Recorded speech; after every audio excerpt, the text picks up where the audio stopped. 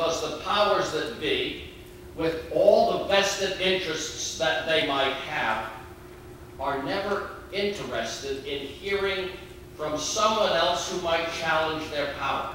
And you know, this has been so since ancient times. And it's so even today. What happens to people like Jesus when they stand up to the powers of the world? Looks fine for a while, but then those powers start to get organized. And the powers can't stand someone who challenges them. In our first lesson today, you heard a little bit about David, and it referred to David. Well, you'll remember David was anointed to be king as a boy. He would take over the throne at some future time. But as he grew and matured and gained in wisdom and strength and favor by God, the king who was on the throne, King Saul, felt threatened by this person, David, and in several instances tried to kill him. Jump many centuries later to the time when Herod was ruling. And he heard that there was a child born, a child who would be the new king of the Jews, born there in Bethlehem.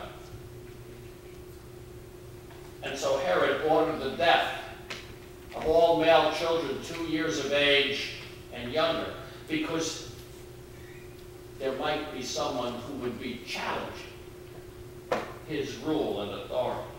Well, come up to our own time. You know, the Communist Party in the former Soviet Union and in many other places, as it gained power and strength, it really kept religion and particularly Christianity down. And I think it did that not because Karl Marx said at one time that religion is the opiate of the people, you know, like it addles our brain. But they were concerned that if religion grew enough, and if people understood Christ was the ruler and not the state, then that was a challenge to their power. Wasn't all that many years ago when young people in China said, you know, there's a better way. And they went out into the streets, and it wasn't long before the tanks came down the streets, and that famous picture of that young man standing there in front of that great big tank. Powers that be, when they get challenged, they don't always like it very well. Well then, just this week, a woman in Myanmar, what we know as Burma, was released after 7 years of house arrest. Aung San Suu Kyi. That was not her first arrest when she was put in jail for those 7 years, or house arrest. But she talked about democracy. But the generals who run that country, as powerful and strong as they are, were threatened by that little woman and the words that she spoke. And now, even though she's out, she has to be very careful about what she says, because she could be right back under house arrest at a moment's notice. Go to North Korea today, criticize Kim Jong-il, and see how long you stay out of jail after doing that, because it's illegal to criticize him.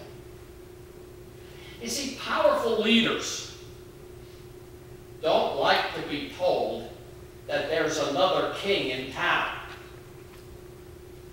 It's political. There's another interesting area that seems to have been gaining a lot of popularity today, and that's in the area of contemporary writing on atheism. A lot of books have come out in the last 10 years proclaiming that there is no God. And you know, I got a feeling that a lot of those books are somewhat politically based.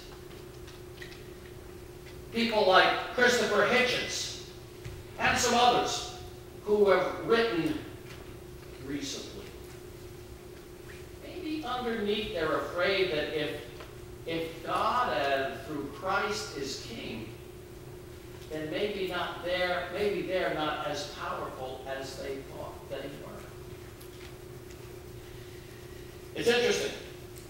There's a professor from Massachusetts, and that's no particular slam on that. It just happens to be at a school in Massachusetts, one of the colleges there.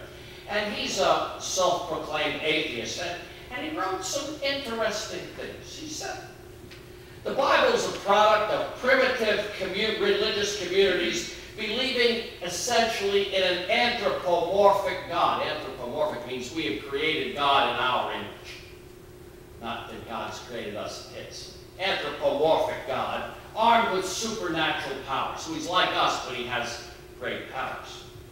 The Bible tells stories about this God, revealing him in some of the most unworthy human impulses and motives. Favoritism, jealousy, anger, callousness, suffering, cruelty, even sadism. In fact, God's revealed himself to be very wicked.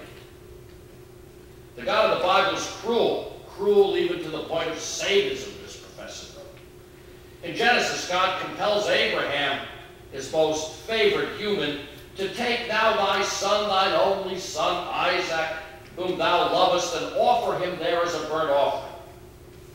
And Abraham follows God's orders. And Abraham stretched forth his hand and took the knife to slay his son. The test, he writes, appallingly cruel.